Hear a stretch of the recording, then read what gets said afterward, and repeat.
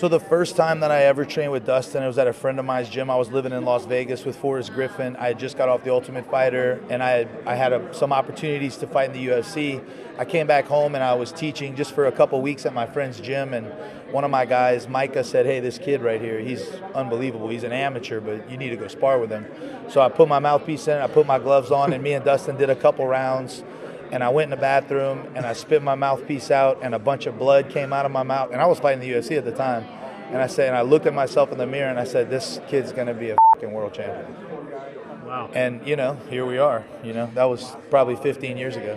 What's the thing that stands out most? I mean, we've spoken to him. He comes across to him, and it's credit to his family and the people around him. He comes across just as a real genuine bloke, a really nice man with his feet firmly planted on the ground. What is his qualities? What makes him the fighter that he is?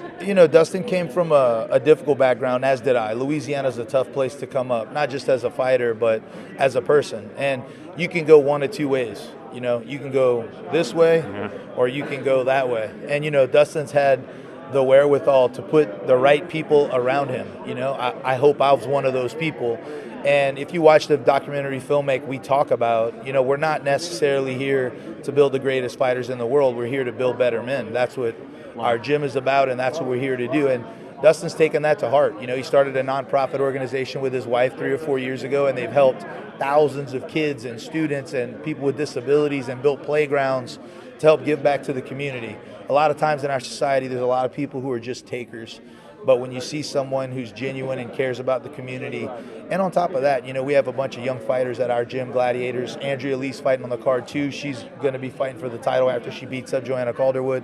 But there's a bunch of amateurs at the gym too, and after this fight's over, I was just talking to Dustin. He's like, man, I'm ready to get back in the gym and help the kids, And that's all he wants to do. When he's home, he's just helping amateurs with 3 or 4 fights and teaching them how to move their feet. And, that character is not something you can teach.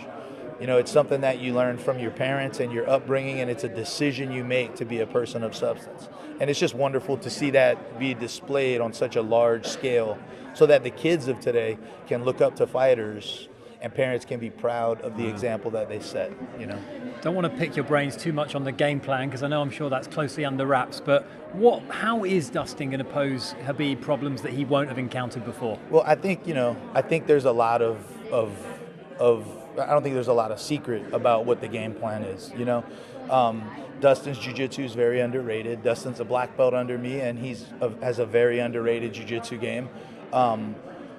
Dustin's ability to stop takedowns is underrated. He stopped Eddie Alvarez from doing it. He stopped Justin Gaethje from doing it. There's a reason people don't want to take Dustin down, because if you look at Dustin's skill set, he's going to break your face. He has ridiculous power for a 155-pound fighter, and you can look at the faces of the people he's fought in his last 5 or 6 fights and see that there's a different level of power when he hits you, not just with his left hand, but also with his right hook.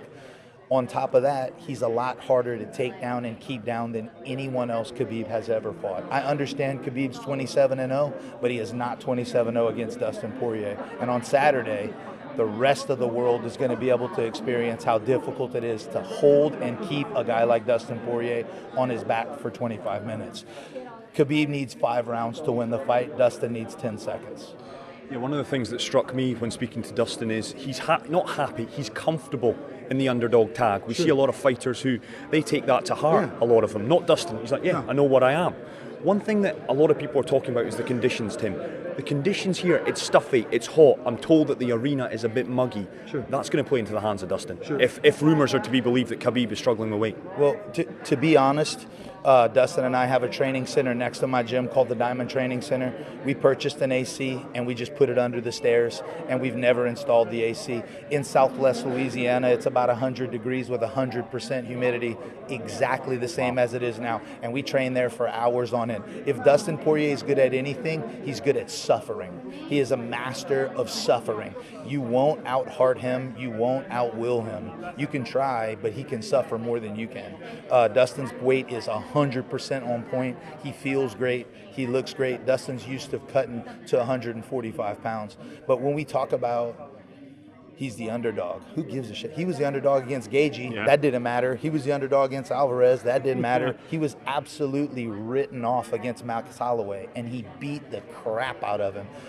We've been the underdog our whole lives. We're from South Louisiana. No one gives us any credit. We're not from American Top Team. We're not from New York, Louisiana, Los Angeles, Las Vegas. We're from none of those places. We're poor, white trash kids from the bottom of America, and nobody gives us credit. So we come to take it.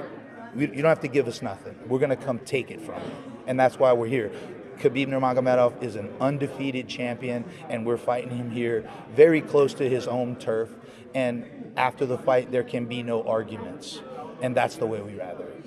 If Dustin wins on Saturday night, I'm Drinks looking on into the you. future here. I'm speaking hypothetically, but does he give Conor McGregor another round in the octagon? You know, if I'm being honest, and you know, this has nothing to do with Dustin, but if I'm being honest, Conor McGregor doesn't deserve shit. You know, that's just my opinion. Like, you know, I know he's a big name and I know he's a big money fight. That's Dustin's decision.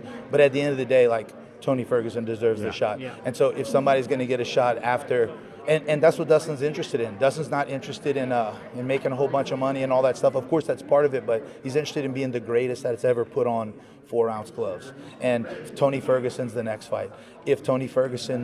When Tony Ferguson goes well, we'll go beat up Conor, make a bunch of money, ride off into the sunset on alligators. No big deal. Listening to you there, Tim, is it fair to say that the UFC fraternity maybe a little fed up with Conor McGregor?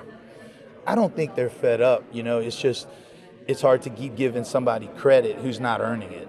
You know, you got guys out there like Khabib who are beating the best guys in the world, or Dustin who are beating the best guys in the world. It's hard to give somebody credit who's not going to work. Like, shut up and go to work. You know, if work is all you're going to do is sell whiskey bottles, well, sell them, whatever. But don't talk about being the best fighter in the world unless you're willing to come in the arena and get dirty with the rest of them. Because Dustin's fighting the best dudes in the world every fight. He's fought 4 of the baddest people in the world in a year. And now he's fighting Khabib Nurmagomedov. It's hard to say you're the best fighter in the world when you're on the sidelines talking shit. Well, we're excited, We that's are. for sure. I've got to say, Tim, thank you to you, No because problem, listening no to you there, you've convinced me. I think Dustin's winning on Saturday. Let's see, man. Hey, I love it. Hey, I know you can't gamble in Abu Dhabi, but if you could, it'd be a good bet. Listen, Tim, bless you. My Thank you so pleasure. much. Y'all have a good day. Thank Top you. man. Thank you All so right. much. All